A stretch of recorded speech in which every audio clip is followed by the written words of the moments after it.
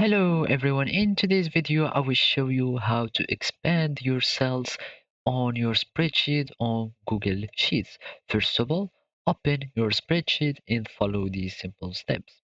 Where you can spread your cell manually by going in the corner or in the border of the line that contains the cell, and here all you have to do is go and drag up and dragging down to spread your or expand your uh, cell. As you can see, we can do it from here or going from the columns.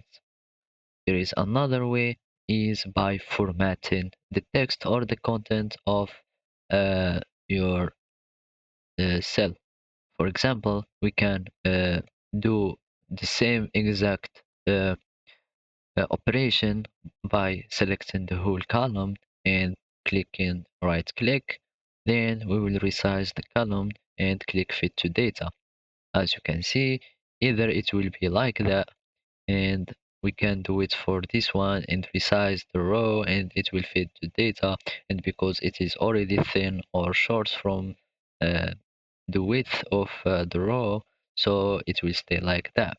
There is another option to spread or to expand your cell by using text wrapping.